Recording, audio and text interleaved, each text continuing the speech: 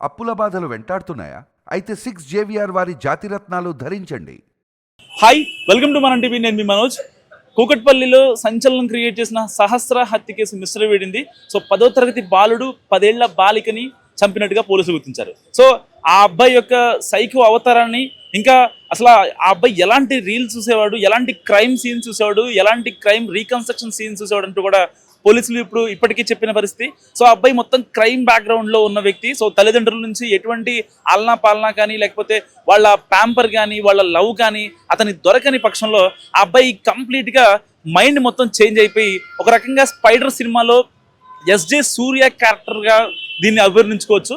ఎందుకు ఆ మాట అన్నానంటే, ఆ అబ్బాయి నిన్నటి వరకు డబ్బుల కోసం వెళ్ళి చంపాడని చెప్పారు, కానీ డబ్బుల కోసం వెళ్ళి చంపింది కాదు, కేవలం ఒక క్రికెట్ బ్యాట్ కోసం వెళ్ళి అబ్బాయి సహస్రాన్ని చంపాడు. నిజంగా ఆ అబ్బాయి ఒకవేళ చంపాలి, లేదు అక్కడ నుంచి ఆ బ్యాట్ దొంగిలించాలి అనుకుంటే కేవలం ఒక కత్తిపోటో లేదంటే ఆ అమ్మాయిని బెదిరించరావచ్చు. కానీ ఆ అబ్బాయి దాదాపుగా 20 కత్తిపోట్లు దింపాడంటే ఎలాంటి ఆ అబ్బాయి యొక్క నేచర్ ఎలాంటిది మనం అర్థం చేసుకోవచ్చు. సో ఇంత జరుగుతున్న నేపథ్యంలో ఇటు పోలీసులు కూడా చాలా గట్టిగా భారీ బందోబస్తు నడుమ వాళ్ళు ఈ కేసుని టేకప్ చేశారని చెప్పుకోవచ్చు. ఎందుకంటే దాదాపు 4-5 దర్యాప్తు బృందాలు కావచ్చు, క్లూస్ టీమ్ కావచ్చు, ఇంకా డాగ్ స్క్వాడ్ కావచ్చు, అక్కడ ఘటనా స్థలిలో జరిగిన టైంలో కావచ్చు, ఇంకా ఒక సాఫ్ట్వేర్ ఇచ్చిన ఆధారంతో ఈ కేసును ఒక రకంగా ఛేదించారని చెప్పుకోవాలి. దాదాపుగా 4 రోజుల పాటు ఇది ఒక పొలిటికల్ రంగు కూడా పులుముకుంది.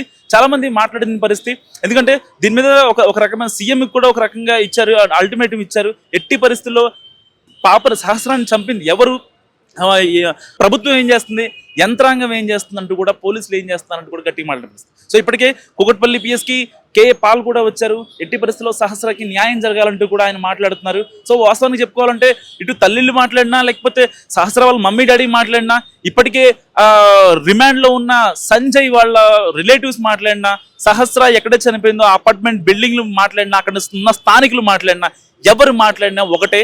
సో అల్టిమేట్గా సహస్రాకి న్యాయం జరగాలని కోరు. సహస్రాన్ని ఎలా అయితే చంపారో సో ఆ అబ్బాయిని కూడా అలాగే చంపాలని కూడా చాలా మంది మాట్లాడుతున్న పరిస్థితి. నిజంగా సహస్ర లాంటి ఇష్యూస్ ఇలాంటి తెలుగు రాష్ట్రాల్లో లేకపోతే ఇక్కడ మారుమూలు జరగడంలో ఇది ఒక కొత్త ఏమీ కాదు. ఒక రకంగా చెప్పాలంటే కూకట్పల్లిలో జరిగింది సహస్ర ఇష్యూ. ఒక కత్తిపోటుతో ఒకవేళ నిజంగా అమ్మాయి చనిపోయి ఉంటే వేరేలా ఉండేది. కానీ 20 కత్తిపోట్లు దింపి ఒక క్రైమ్ సీన్ని ఒక ట్రాజెడిక్ గా ఒక రప్చర్ క్రియేట్ చేశాడంటే ఆ 10 ఏళ్ల బాలుడి యొక్క మైండ్ ఏంటో మనం అర్థం చేసుకోవచ్చు.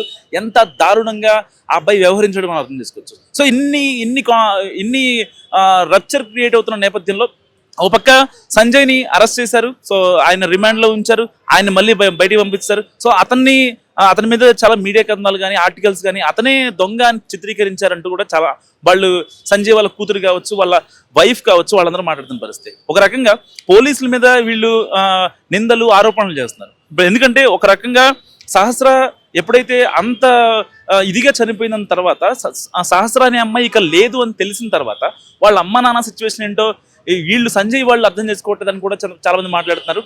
ఎందుకంటే తిరిగి పోయిన ప్రాణం అనేది మళ్ళీ రాదు. సో ఆ ప్రాణానికి ఎలా న్యాయం చేయాలి ఏంటని మాట్లాడుతుంటే సంజయ్ని అనవసరంగా అరెస్ట్ చేశారు, సంజయ్ని అనవసరంగా రిమాండ్లో ఉంచారు అంటూ కూడా చాలా మంది మాట్లాడుతున్న పరిస్థితి. సో ఏదైనప్పటికీ కూడా కూకట్పల్లిలో ఇప్పటికే సహస్ర వాళ్ళ అమ్మ నాన్న కావచ్చు, వాళ్ళ బంధువులంతా కూడా చాలా గట్టిగా మాట్లాడిన పరిస్థితి. ఎట్టి పరిస్థితిలో సహస్రకి న్యాయం జరగాలని మాట్లాడుతున్నారు. సో మరి ఇలాంటి నేపథ్యంలో సహస్రకి ఎలాంటి న్యాయం జరుగుతుంది? సో మరి ఆ 10 ఏళ్ల బాలుడికి జువెనల్ హోమ్కి తరలిస్తారా, లేదంటే సహస్ర వాళ్ళ తల్లిదండ్రులు చెప్తున్నట్టుగా ఉరిశిక్ష విధిస్తారా అనేది మాత్రం ఇప్పుడు ఒక సస్పెన్స్ గా మారింది. సో మరి ఇలాంటి నేపథ్యంలో సహస్రాన్ని చంపిన 10 ఏళ్ల బాలుడికి ఆ టీనేజర్ కి ఎలాంటి శిక్ష వేస్తే బాగుంటుందని మీరు అనుకుంటున్నారా? కామెంట్ రూపంలో చెప్పండి. కెమెరామ్యాన్ మనోజ్తో మనోజ్, మనం టీవీ, హైదరాబాద్.